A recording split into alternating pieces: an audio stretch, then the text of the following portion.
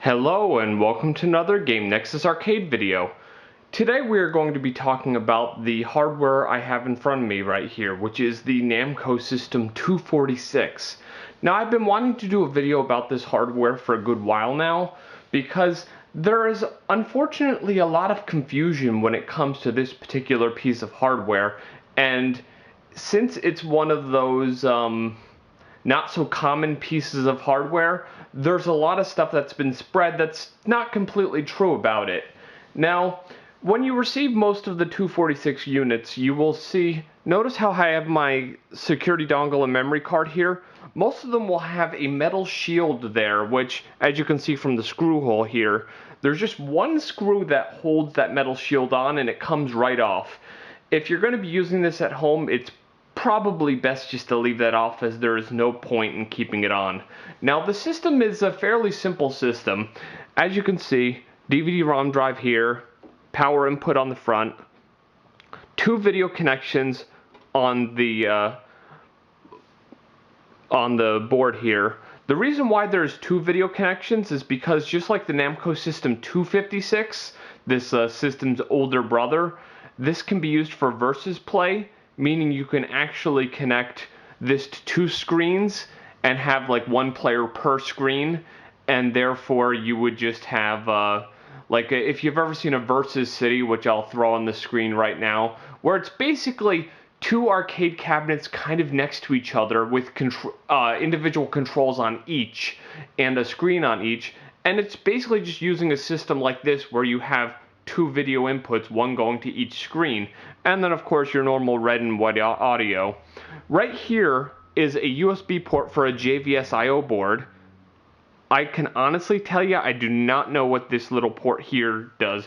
It could be for a card reader for 246, but I have not heard of that. And then the last bit here is your 246 dip switches. Now, a lot of the stuff I'm going to discuss in this video applies for the 256 as well, as they both have the same connections on them. The only thing different is that the 256 can play certain games that 246 cannot, and if you want to run 246 games, you have to switch 256 to what's called 246 plus mode with the jumper that's on the motherboard. The last bit here is on the side here, there is a connection for this ribbon cable, and it only goes one way since it is keyed. Now, the game that I've installed in here right now is Soul Calibur 2. It is the security dongle and the memory card, and then of course the disc is in the system. Now, what I have right in front of you here, this is what's called the Jamma B board. What I'm going to do is, let me just grab another one I just happen to have sitting here, because unfortunately whenever I get one of these systems, as I had to go through a few before I got a working configuration, it came with one of these, so I have quite a few of these. But to show you here, this is what the Jamma B board looks like. The reason it just says Jamma and it has B here, 246. This can be used for 246 and 256. Now, if you were using this in a Jamma configuration, what you would do is, of course, as you can see from the one I've connected, the ribbon cable goes here, right and left audio would plug from the board into here, video would plug into here, and then of course your Jamma harness would plug into the bottom with the power lead going from here to the system, so it powers the system. That would be if you're using a Jamma cabinet, pure Jamma, nothing special, and you want everything to go through standard Jamma stuff. Now, the only other special thing here is these two connectors here. This one here does stereo audio, 2 pins for left, 2 pins for right. And then this one here, which is a little bit mangled because I don't really use this one, this is your kick harness. So if you wanted to play like Soul Calibur, I believe has the guard button on. It's either the guard or the kick button gets put on here. And then of course Tekken has both of the kicks on here, hence the term kick harness. You would need a special connector, or if you look all the way back to my original Tekken 4 arcade video, you'll see I just kind of like had wire that I wrapped around these things, and I might have clipped it, I'm not sure, that was a while ago. And the reason why this is like this is that this has the audio amp built on, So unlike stuff like Sega Model 2 where you need an audio amp, this board actually serves that purpose. If you're using a Jamma cabinet with unamplified speakers, this basically will do the job for you. And this will go directly to your Jamma cabinet. Now on your switch assembly, I'll probably have a picture of the service manual on the screen while I'm talking about this. There are 4 switches. 1, 2, 3, and 4. They go from right to left because it's kind of upside down and the numbers are kind of on, they're on the top of the switch assembly, but they're upside down. So switch 1 is all the way to the right.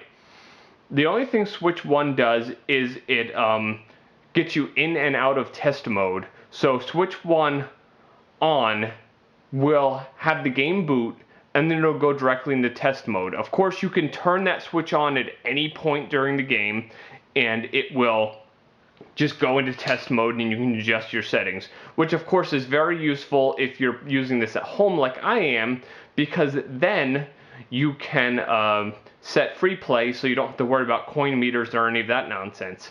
Switches 2 and 3 control the video. If I believe switch 2 is the one that toggles between 15 kilohertz, which is arcade low resolution, and 31 kilohertz, which is arcade high resolution, or as we commonly refer to it in the PC world, 640 by 480 VGA resolution, if you will, which in today's standards is rather low. Now, as I was talking before with the Jamma B board, if you want to use this on a standard Jamma cabinet with a low resolution arcade monitor, you would need switch number 2 off, because then it would be in 15 kilohertz and it would display properly on your Jamma monitor. But if you want to display this on a PC monitor or anything that's going to display a non-arcade signal, because standard PC monitors and TVs cannot display 15 kilohertz or 24 kilohertz through a VGA because they're just not made to do that. So you're going to want to have that switch on. Switch number 3 is like something to do with the signal strength. I can honestly tell you I've not ever really understood that, but I just keep it on and that seems to work fine. And switch number 4, I think, was a sync signal. I usually just leave that off. But that's your basic of basically the basic what's on the front here. And I will now go over a little bit more about the connections.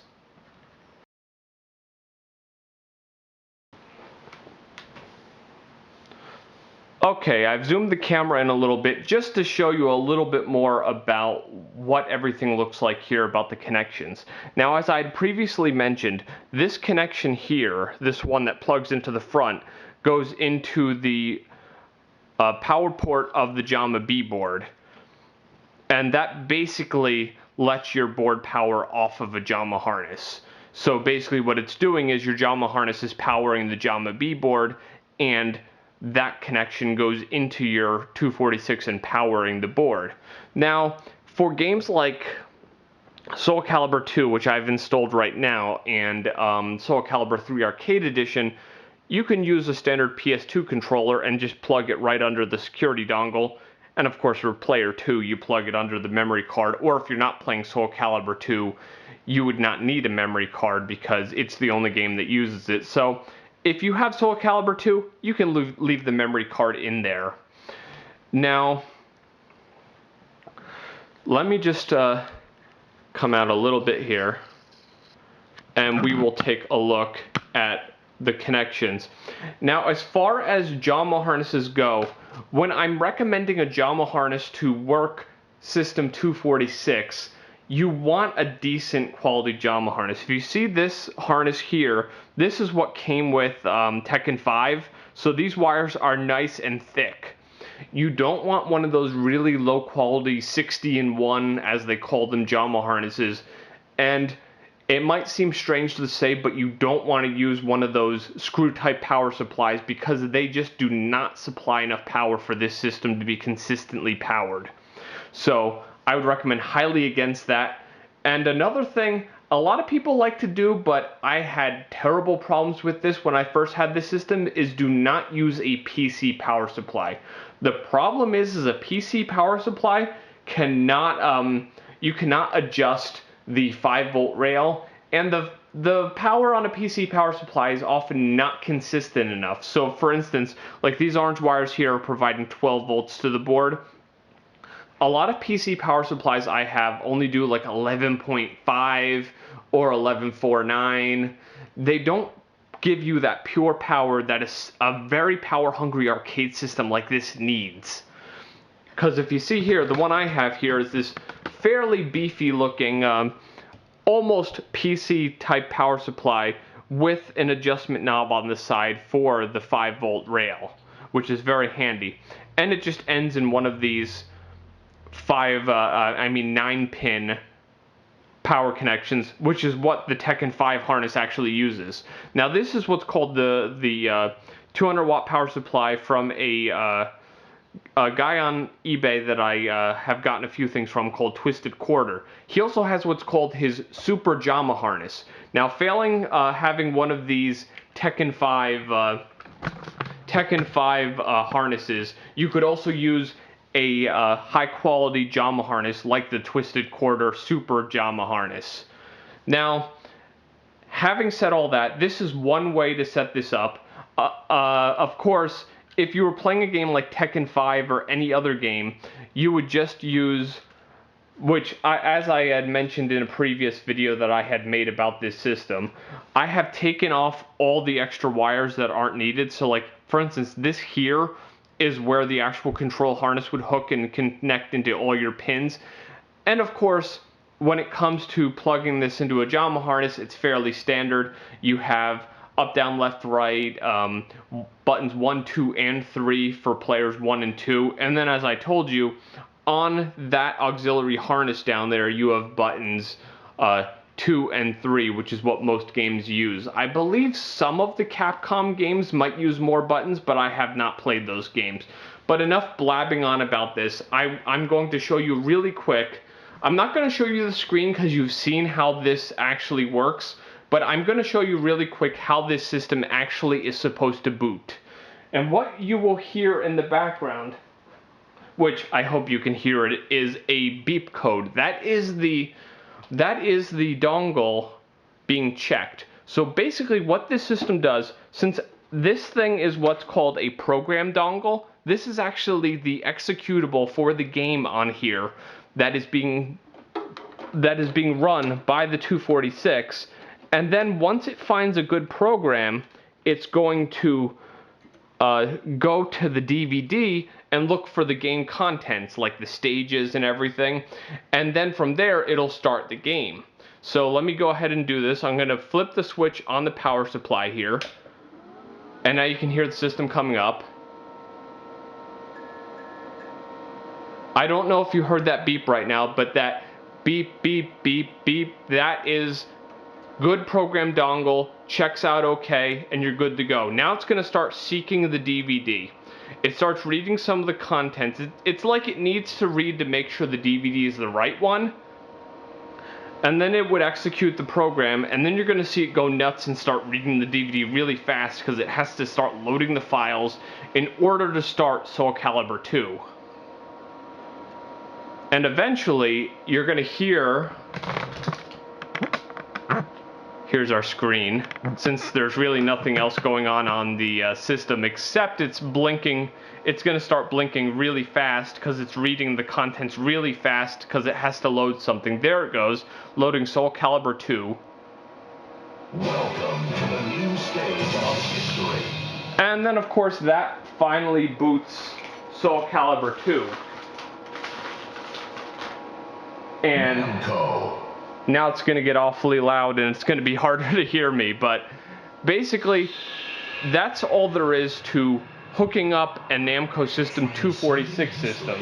And the world, a tale of souls and swords. Oh, here's my remote. Every tool I'm just going to actually mute the volume on my TV.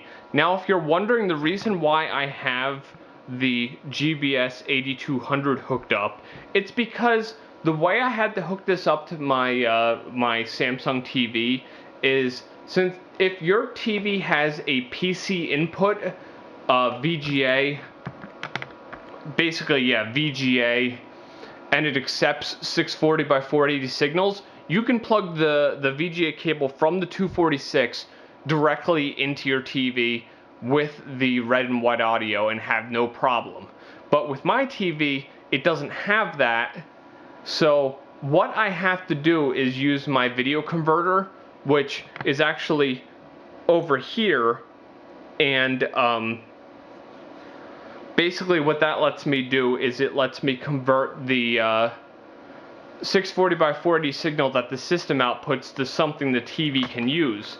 But the only problem is the 246 outputs a rather strange signal.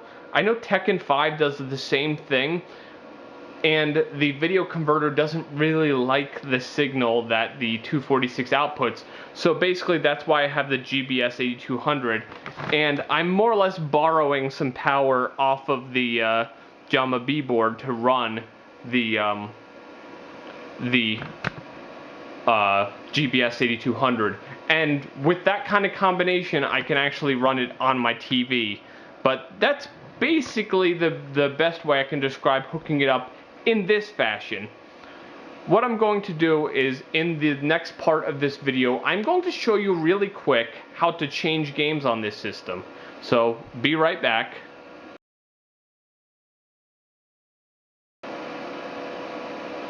Okay, for the next part of our video here, we're going to be discussing how to change out games and how to properly swap between different games on your Namco's 246 and 256 systems, as this procedure is exactly the same on both. Well, excluding the games that use a hard drive, but that's a whole different subject that I will address in a different video when I finally get there. But this is one of those things that a lot of people never fully understood how this is done, so I'm going to quickly show you how to do it here. So right now, as you see, we're still running Soul Calibur 2. It's going through its test mode, and you can see Astaroth and Talim are fighting. So if you're a hobbyist like myself or an arcade operator, at this point you have to cut power to the system, completely turn it off. Now there's no power running to the system, and this is the only time you want to do what I'm about to do, because doing this while the system is powered on could damage something. Now, big warning here, doing what I'm about to do will kill all the high scores data. So any high scores that anybody has accrued during this whole procedure will be gone once you switch the game. So if you have like some really dedicated players on your cabinet, you might want to think before you do this, or you might anger somebody. But you pull the program dongle out. This, of course, is the Soul Calibur 2 one, which the cool part about Soul Calibur 2 is the version is determined by the disc, not the dongle, so you don't have to ever change this out. Same thing for Soul Calibur 3. Now I got my Soul Calibur 3 dongle. Now these dongles are actually a NAND flash chip on a very similar board to a PlayStation 2 memory card, but it is not the same, so you can't just take a memory card for a PS2 and try to put a dongle image on it, because that will not work.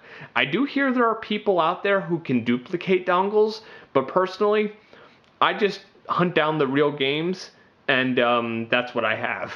I've never delved into the fake dongles thing, because as you've seen from all my videos, I'm one of those people who likes to have real games. But we take our Soul Calibur 3 dongle, plug it in, and now that's plugged in. Now, you don't have to do anything else at this point. Just turn the system back on and wait for your program beeps.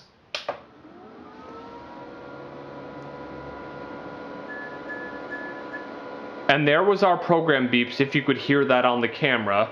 And what I will do now is I will eject the DVD drive.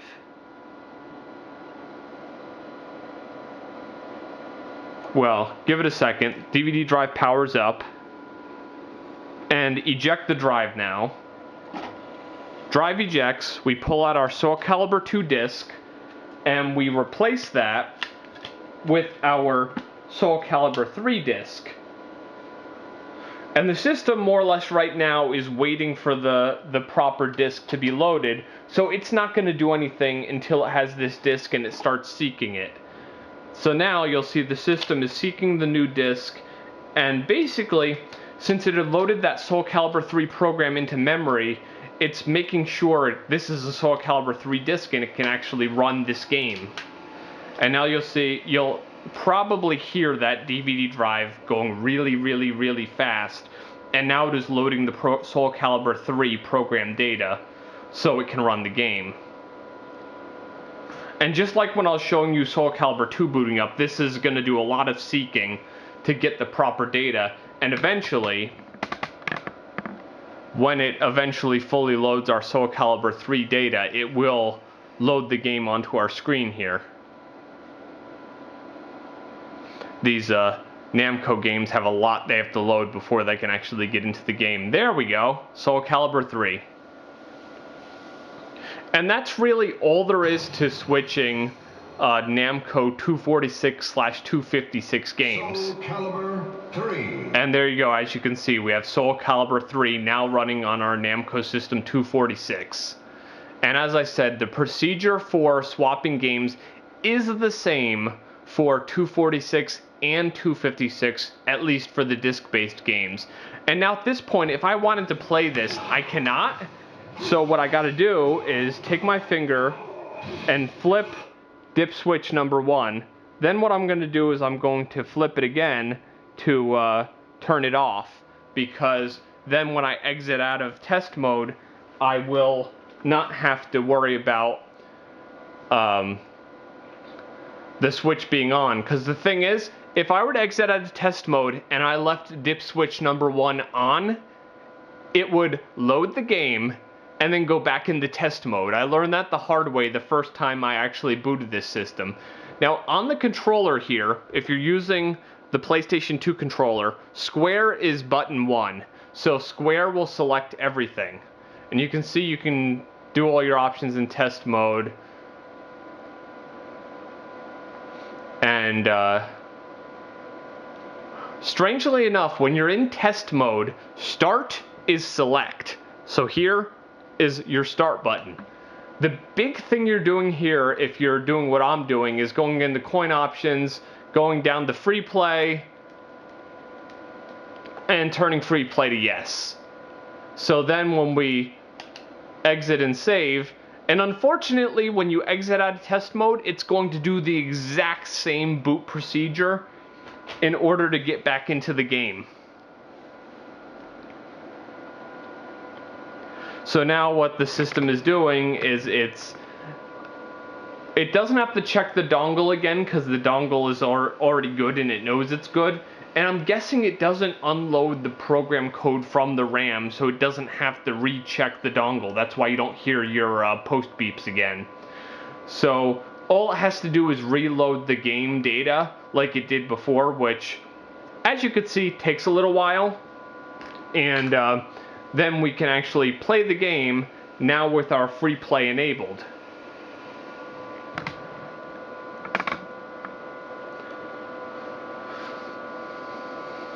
So now the game's gonna just load really quick. And now, if I were to press start on my PS2 controller, I can actually play the game. And now another thing to take mention of is, you know how I said earlier, if you swap the games, you're going to lose all of your high scores data? In Soul Calibur 3, the Legends mode, where you basically have your leveled up Legends characters, is all controlled by the high scores data. So if you're basically running Soul Calibur 3 for a while, and you have a bunch of Legends characters you like, don't reset the system or that data gets lost. Because unfortunately, that data is not stored on the Soul Calibur 2 memory card, it's stored in the high scores area. Don't expect me to go easy on you. Now what I'm going to do is I'm going to take all of this stuff and I'm going to hook this system up via JVS. And I want to show you how the system is hooked up with a JVS configuration as opposed to hooking it up with the Jamma B. Because I have the Sega JVS Type 1 board that originally came with my initial D system, and I have the Sega JVS to Jamma I/O board that originally came with my Naomi 2 system, both of which boards can actually be used with 246 and 256. But let me take another brief break here and I will show you how that is done.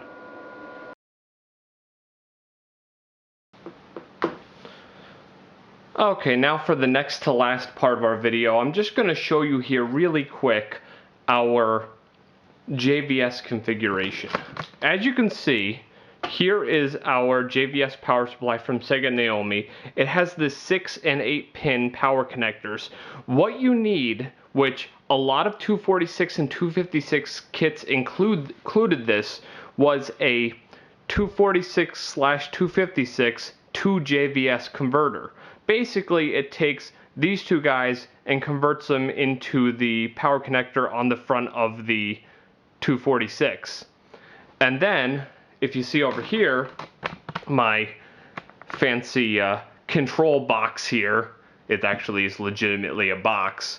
This is the Sega Type 1 JVS I/O board. It's got the USB cable, which this is a USB cable, but you can't just plug this into your computer and actually get a JVS I/O working on your computer because apparently, from what I understand, this uses a different protocol. But I've actually taken this cable and connected something that uses USB to my computer with it, and it works because it's actually pin for pin the same as a regular USB cable.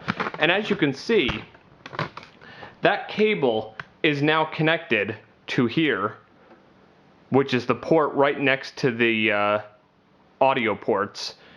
And of course, this lead is powering the JVS power supply, the JVS I/O board, with a harness that I kind of had to jury rig together from various parts in order to get Initial D working, because this is actually the same I/O board I use with Initial D. So let me just plug this in and show you that even in this configuration, everything works just as it would with the other one. And if you didn't notice, I'm actually borrowing some power from the 8-pin connector for the video converter board, because even with JVS, I still need to use that video converter board since it's the same video coming out of here. But that's really the only difference with this connection, is that your I/O board is connecting in here. You're no longer using the Jamma B board, and you're using a JVS I/O, or you can also use what I'm showing on your screen right now, which is the Sega JVS to Jamma I/O board, which will basically do the same thing as your Jamma B board, but connects via JVS and doesn't use the ribbon connector on the side. That's the only big difference. But basically, using the JVS I/O or using the Jamma to JVS that Sega makes, they're both just going to connect via this, and you're going to need to use one of these along with your JVS power supply instead of a Jamma harness. That's the only real difference. And of course, if you can see here, I'll bring my controller box in the view here. It's just got a Versus City control panel that I had showed on my last one of my last videos, and you can see here, I hit the button, and now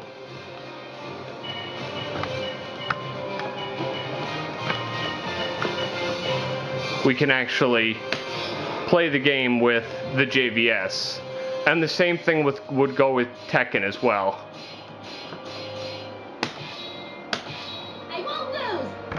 So basically, that's hooking up this system with JVS.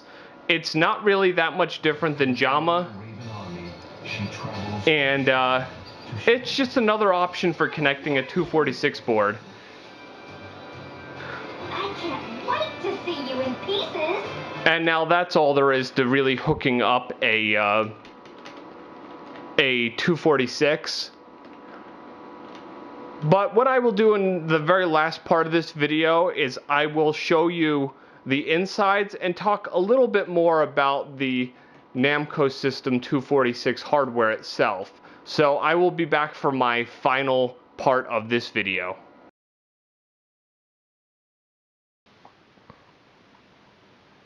Okay, now for the very last part of our video, we're just going to take a look inside the actual Namco System 246 hardware itself.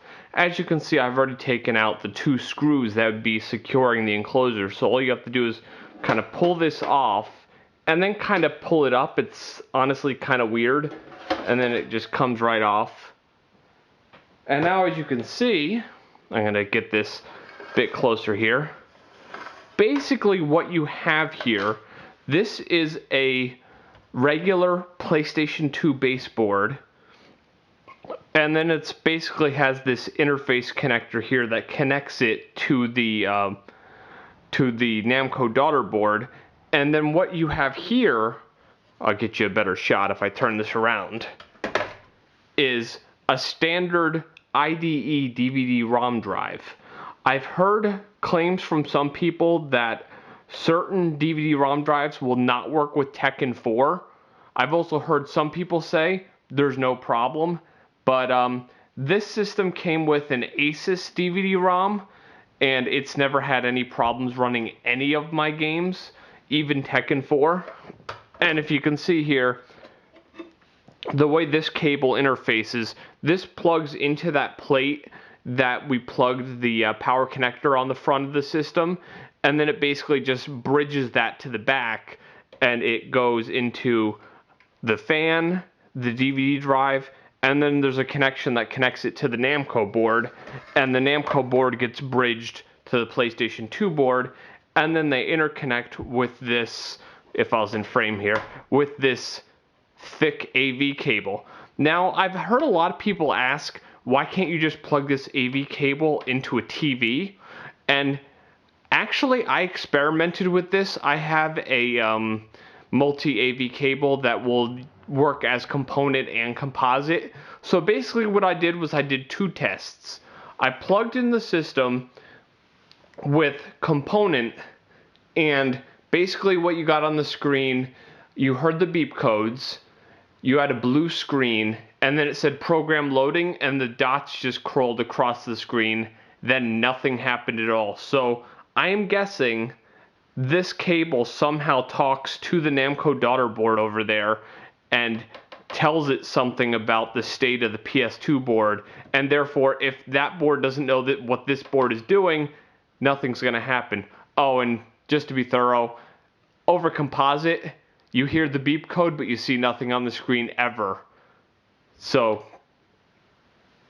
that's basically what happens if you try to use this as a normal PS2 board. But yeah, that's basically what the Namco System 246 hardware looks like. Now, as far as 246 hardware goes, there are 3 distinct types. There is the Namco 246A board, which is used for a lot of the racing games. It has a big connector on the front that allows it to interface with those early games. And then there's another one which actually was the enclosure that came with Bloody Roar 3. And that actually has a Jamma connector on the front, which, from what I understand, actually Bloody Roar 3 will work on this, which this one you see in front of you right now, this is called the 246B board. And this is more or less the standard Namco System 246 board. It's the one that just about every game will run on. The 246A board, which is also known as the driver board, is the one that you need for Wagon Midnight and Ridge Racer 5, plus you need that custom I/O board that they use. This one will work with most of your games that work for buttons and controllers and everything. And Then the final revision of Namco System 246 is Namco 246C. Now, the big difference with Namco 246C is similar to Namco System 256. The whole thing was on one big custom PCB, and just like the 256, it loses the PS2 controller ports and just has the ports for your memory card and dongle. So that's basically what the 246C was. And from what I understand, I could be wrong here, certain games that use hard drives need the 246C, although I have seen Battle Gear 3 on a 246B board, so I cannot be 100% sure on that because I've only ever owned the 246B and the 256. But those are your basic different versions. And now one more question I'm just going to address really quick at the very end here that I've gotten from some people is how to connect controls when it comes to like using a Jamma harness. If you look back at my how I make a control harness video, basically what I do is I take a Neo Geo extension cable, cut it up, map out all the buttons to their proper pinouts and attach alligator clips to them. And then all you have to do is find the proper connections on your Jamma pinout. For instance, buttons 1, 2, 3. If you're using a Jamma to JVS IO by Sega, you can also do buttons 5 and buttons 4 on the actual Jamma edge, and then button 6 goes on that little connector on the side. I'm sure while I was mentioning this, I had a picture of that board on the screen. But basically, when you're doing Jamma, you just take those alligator clips off of the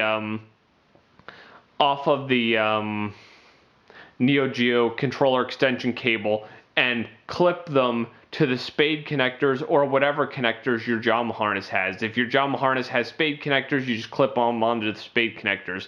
And I've mentioned this in one of my other videos, but the reason I use the alligator clips is because there's a lot of games where I'll need to reconfigure buttons, and as opposed to having to do unsolder, resolder, stuff like that, because some people actually hard solder their buttons to their harness, and I just don't like that because, like for instance, one game I might want button 1 to be punch, another game I might want button 1 to be the jump button. So this way I can take them off of the spade connectors and put them on a different one and be able to switch out my buttons so every game works the way it's supposed to. Well, I have gone on enough about a bit of a side topic here. So that is my general take on the Namco System 246 hardware. And of course, I will do a bit of a disclaimer at the end here. All of this just comes from my own experience, various forum posts, various people on arcade sites who have given me help, even some people on YouTube who sent me messages. I'm not a professional in any way, and of course, everything is just from my personal experience. Your mileage may vary. But that's the Namco System 246 hardware. If you have any questions about this hardware, just post it in the description and in the comments down below, and I will do my best to answer your questions. Well, this has been another Game Nexus tutorial arcade video, and I shall see you later. Bye.